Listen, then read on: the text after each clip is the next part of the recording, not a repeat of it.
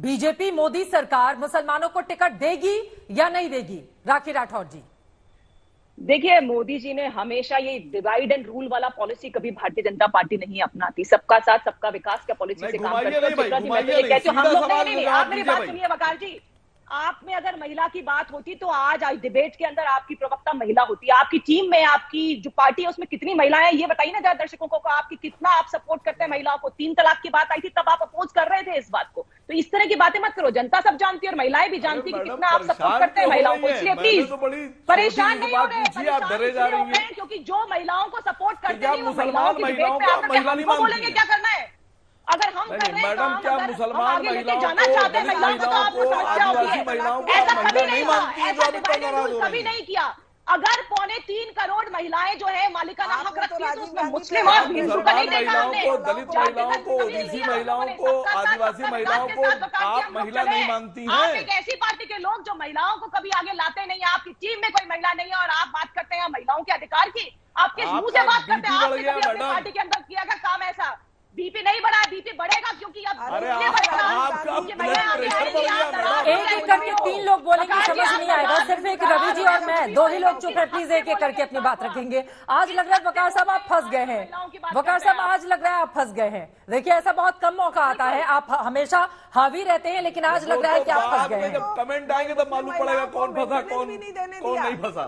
आप तो उनको जो है राजीव गांधी पे प्रेशर डाल के महिला मेंटेनेंस बिल भी निकाल दिया। मुस्लिम महिलाओं को आप इंटरिम मेंटेनेंस भी नहीं देना चाहते। जो बिल आया था महिलाओं को मेंटेनेंस देने का, वो तक आपने कांग्रेस से वापस करा दिया। आपने इतना प्रेशर डाला उनपे। ठीक है, ओके। मैं रवि जी से एक जवाब ले लेती हूँ। ठीक है, वकार साहब मैं आऊंगी, क्योंकि बार बार पूछा जा रहा है आपकी वकार साहब आप बीजेपी की सपोर्टर हैं, इस बात को एक्सेप्ट कर लीजिए। अरे वो महिला की सपोर्ट की क्या बात कर रहे हैं? मैंने कहा ना, आप वकील साहिबा एक्सेप्ट कर लीजिए कि आप बीजेपी की सपोर्टर हैं। वो समझते हैं कि जनता के विकास कौन करेगा, देश की महिलाओं को। वकील साहिबा बीजेपी की सपोर्टर हैं आप। चलिए एक एक करके अपनी बात रखेंगे। रवि जी ने बहुत देर से अपनी बात नहीं रखी है। एक बार मैं सीधे उनके पास आते हुए, वकार साहब प्लीज देख लीजिए, उनका अपना एक पक्ष है और उनके पक्ष का भी स्वागत है, ठीक है। लेकिन वकार साहब, ये तो पूछा जाएगा ना कि आपकी ओर से भी महिला प्रवक्ता स्क्रीन पर कब नजर आएंगी? जो सवाल पूछा है राखी जी ने, वो सवाल तो वाजिब है ना, इसका जवाब आप आगे दीजिएगा। लेकिन रवि श्रीवास्तव जी, एक सवाल मैं आपसे करना चाहूंगी। यहाँ पर बार बार जो मुद्दा उठाया जा रहा है ओबीसी का, एससी का, एसटी का, एससी एसटी को लेकर तो प्रावधान उसमें किया गया है, हालांकि मायावती जी की ओर से उसमें भी कुछ क्वेश्चन किए गए हैं। लेकिन ओबीसी को लेकर जो बार बार विपक्षी दलों की ओर से मुद्दा उठाया जा रहा है कि इसमें शामिल कीजिए, क्यों नहीं शामिल किया गया, उनकी आवाज को दबाया जा रहा है। तो इसके पहले जब कांग्रेस की सरकार लेकर आई थी, उस समय भी ओबीसी का प्रावधान उसमें नहीं था। तो अगर आपने किया होता तो आज अगर आप आवाज उठाते तो उसको मजबूती मिलती। लेकिन पहले आपने नहीं किया। अब इनसे वो उम्मीद भी इन्हीं से आपको पूरी करवानी है। समय 2010 में ये बिल राज्यसभा से पास हुआ था। बिल्कुल उस समय जनगणना, परिसीमन और ये सारी चीजें तो सरकार आज लेकर के बिल में आई है। तो मेरा ये कहना है कि इसमें आपत्ति किस बात की है? अगर जो चीज जो 33% महिलाओं का आरक्षण की बात है, तो इन प्रिंसिपल एग्रीड है। अगर वो ओबीसी है या एससी है, एसटी है, आदिवासी है या माइनॉरिटी से आती है, तो उसमें आपत्ति कहाँ है? 33% आने तो दीजिए पहले संसद के अंदर, तो सबसे अच्छी बात है। पहले बिल पास करिए और ये सारे प्रावधानों के साथ बिल पास करिए, ताकि आगे इसमें कोई स्कोप ना बचे इसको विरोध करने का। और अगर मोदी को ये करना होता तो वो 2014 से चालू करके आज तक संसद के अंदर 180 महिलाएं। सर, तो फिर वो बीजेपी पलट कर ये सवाल पूछ रही है ना कि आपको बार बार 14 दिखाई दे रहा है। 70 सालों तक देश में किसकी सरकार थी? और महिलाओं को राजनीति में प्रतिनिधित्व की बात तो संविधान सभा की बैठकों से ही शुरू हो गई थी, आजादी के बाद से ही शुरू हो गई थी। सर, इतिहास को अगर हम पढ़ेंगे तो हम देखेंगे कि कितनी ही महिलाओं ने राजनीति में महिलाओं की भागीदारी बराबर हो उसको लेकर अपनी आवाज मुखर की थी, लेकिन किसी ने भी नहीं समझा। कई बार कांग्रेस की भी अपने बलबूते मजबूत सरकार रही देश में, क्यों नहीं महिलाओं को आरक्षण उस समय दे दिया गया? ऐसा तो है नहीं कि ये पहले आज की डिमांड है। ये हाल की कांग्रेस की जो सरकारें थी, चाहे 2004 की हो चाहे 2009 की हो, वो दोनों ही अल्पसंख्यक सरकारें थी।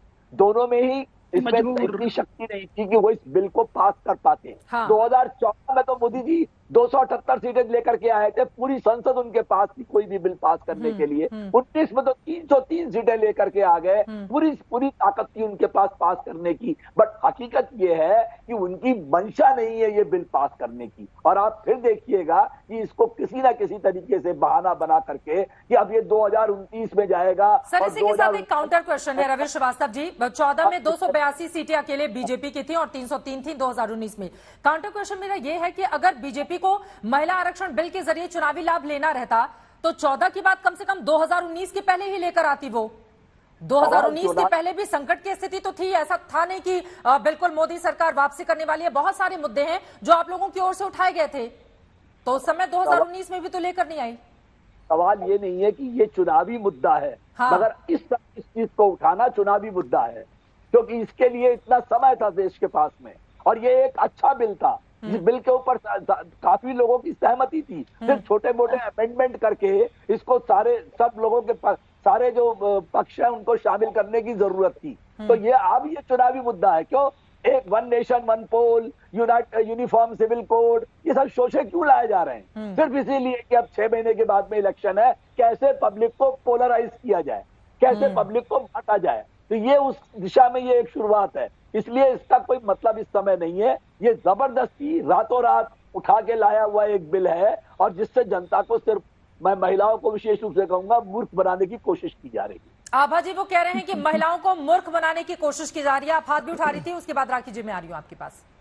जी देखिए, हाँ, मैं ये कह रही थी कि ये जो कह रहे हैं पोलराइज करने की बात, तो पोलराइज तो आप कह रहे हैं जब आप कह रहे हैं महिला, अभी मैं कहती हूँ एकजुट महिलाएं हैं, आप उसमें ओबीसी महिला की बात कर रहे हैं, मुस्लिम महिला की बात कर रहे हैं, दलित महिला की बात कर रहे हैं, आप महिलाओं को पोलराइज करने की बात कर रहे हैं, जबकि महिलाएं जो है एकजुट खड़ी होकर अपने अधिकार को मांग रही है कि आप हमको दीजिए। अगर हम 50% आबादी है तो 33% तो कम से कम दीजिए, अगर आप आधी नहीं देना चाहते। दूसरी बात ओबीसी की जो बात है, अगर आप देखें तो ओबीसी की जो है वो आप क्यों ला रहे हैं? आप महिलाओं में ओबीसी अगर वो सोच रवि जी, आभा जी को बोल लेने दें, उसके बाद आप बोलिएगा, आपकी आवाज नहीं आ रही है। महिलाओं को डिवाइड करना चाह रहे हैं। ठीक है आभा सिंह जी, लेकिन एक जो कंसर्न है, नहीं आप महिलाओं को आभा सिंह जी, एक जो कंसर्न है, ये बात तो सच है ना कि देखिए अब अभी तक भी अगर हम लोकसभा में प्रतिनिधित्व की बात करें तो ज्यादातर चेहरे हमें वही नजर आते हैं जो किसी न किसी परिवार से ताल्लुक रखते हैं। टिकट भी उनको, मैं ये नहीं कह रही हूँ कि सभी के साथ ये स्थिति है, लेकिन कई परिवार के लोग उसमें हैं जो जिनकी बेटियां हैं, पत्नी है, या अलग अलग रूपों में वो लोग हैं। तो ये एक डर की बात तो है ही कि जो कमजोर महिलाएं हैं उनका प्रतिनिधित्व इस 33% के जरिए बढ़ेगा या नहीं बढ़ेगा, ये सवाल तो वाजिब है। देखिए, एक सवाल और रवि जी से मैं कहूंगी, कांग्रेस की इनकी सरकार 5 साल राजस्थान में रही, नवीन पटनायक से एग्जाम्पल लेके इन्होंने क्यों नहीं 33% सीट्स टिकट दे देते तो महिलाएं होती वहां पे। मैं पहली चीज यही सबसे कह रही हूं कि अगर आपको महिलाओं के लिए सच में आपको कोई सिंपैथी है।